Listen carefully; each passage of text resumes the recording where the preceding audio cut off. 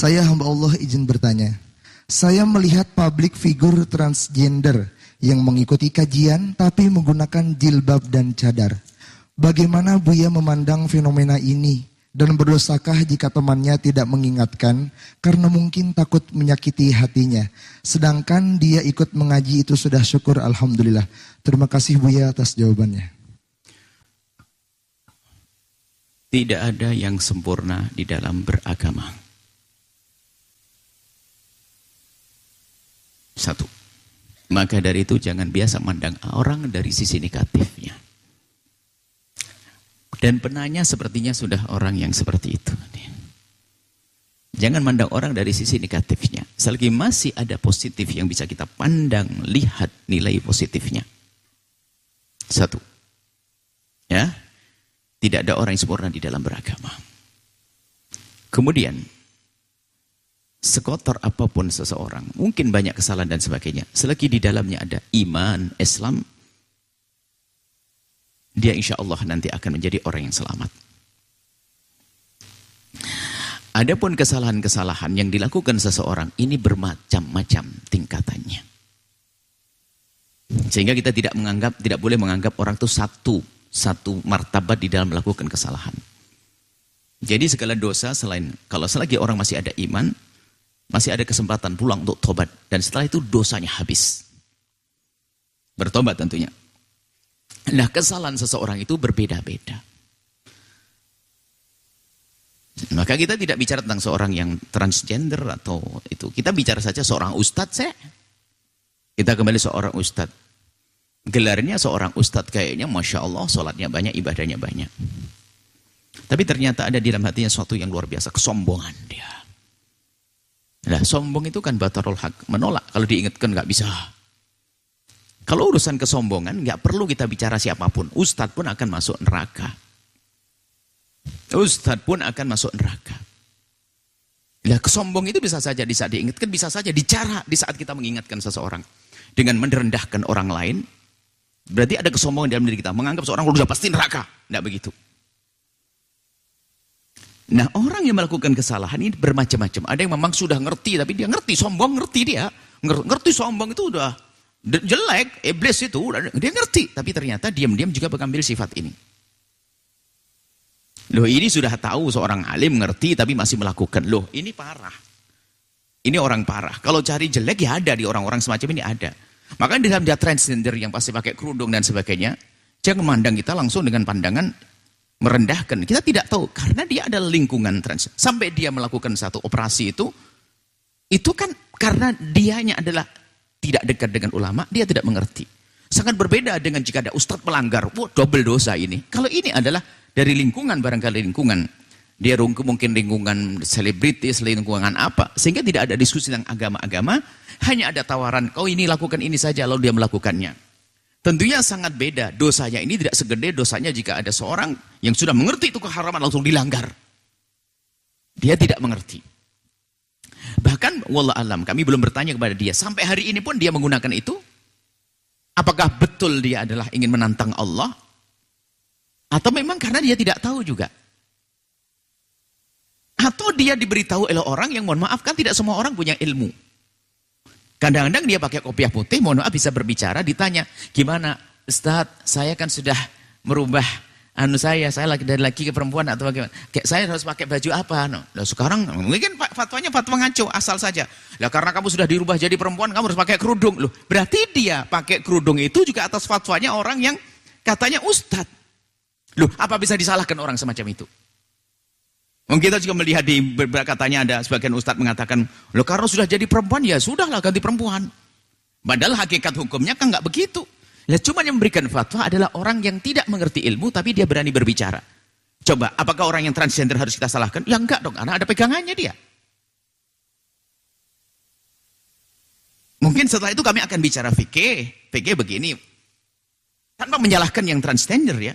Jika memang Anda aslinya laki-laki, biarpun Anda dirubah dengan perempuan, dengan bentuk yang seperti apapun, secantik apapun, ada payudara, ada lengkap semuanya, sehingga akan menjadi kayak perempuan, Anda tetap sebagai seorang laki-laki yang jika Anda mendapatkan waris dari seorang ayah, Anda berbagian 2 dibanding adik perempuan Anda.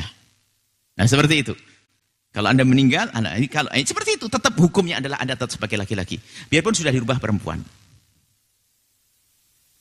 Ya, kita jelaskan seperti ini rentetannya, fikihnya semacam itu.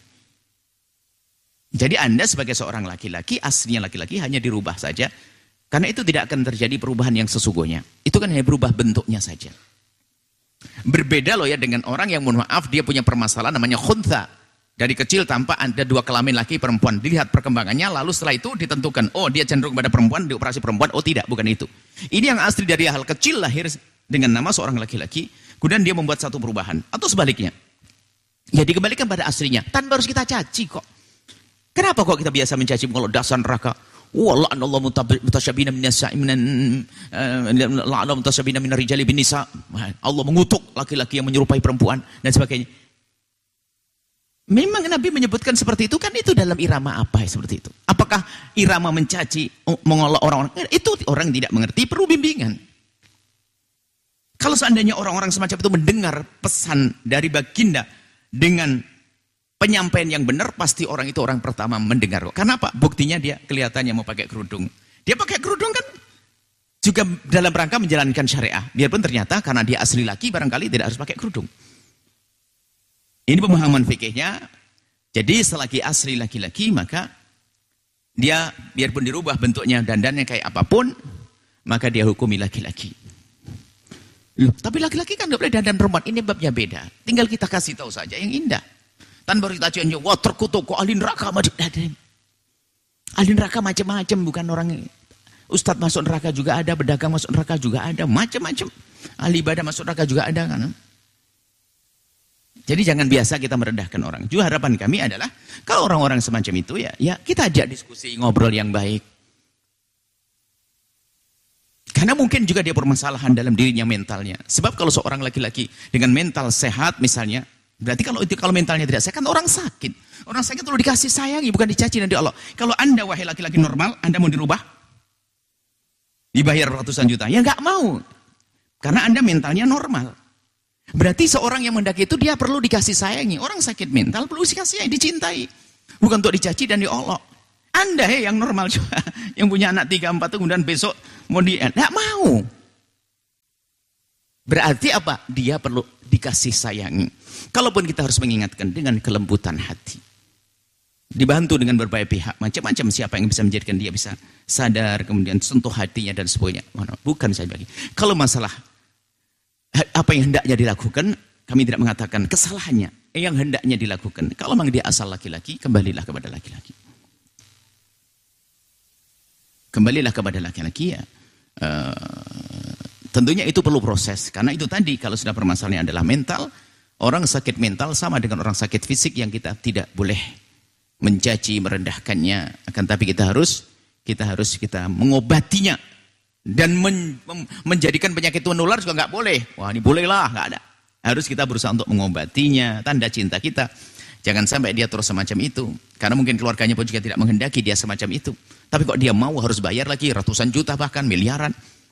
Berarti kan ada sesuatu yang harus dipahami tentang dia. Makanya pandang-pandang orang-orang seperti itu dengan mata kasih sayang. Adapun masalah secara zahirnya salah, iya dong. Memang mau dia perempuan kok tiba-tiba pakai laki-laki, pakai dandan perempuan atau sebaliknya, itu kan tidak boleh. Tapi apakah kita dengan orang-orang setiap di depan mata kita langsung kita justice, kita hukumi begini? Tanya dulu dong, permasalahan seperti apa. Jadi seperti itu. Jadi orang-orang yang berbuat masalah semacam itu, kadang-kadang dia tidak menyadari. Atau dengar fatwa yang salah dari seseorang, maka dia tidak bisa disalahkan sama sekali. Atau sebetulnya ini yang terakhir. Dia menjerit, seperti halnya mungkin kita. Anda mungkin pernah melakukan haram tapi ingin menghindarkan. Tapi kita tidak bisa. Mungkin dia termasuk seperti itu. Saya ingin tidak semacam ini, tapi aku tidak bisa, aku harus semacam ini. Mungkin dia sambil pakai kerudung, dia juga menjerit, kita tidak tahu kok.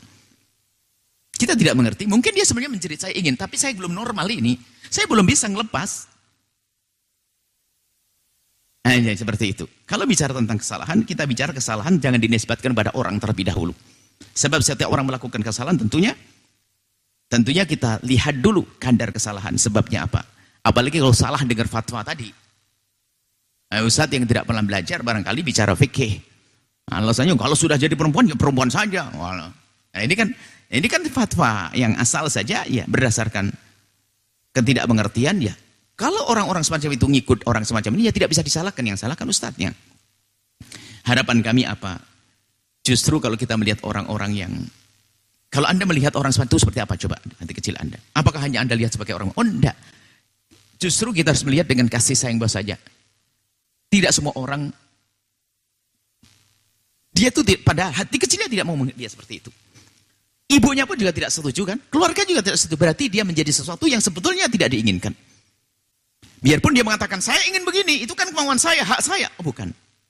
Berarti apa? Dia adalah orang yang lagi sakit, yang perlu kita tolong. Jadi, bukan membenarkan kesalahannya juga. Ya nggak boleh dong kesalahan, nggak benar. Akan tapi, jangan kesalahan dilakukan menjadi alat hujat, sehingga mereka tidak mau kembali kepada kemuliaan, kepada jalan yang diridhoi oleh Allah Subhanahu wa taala.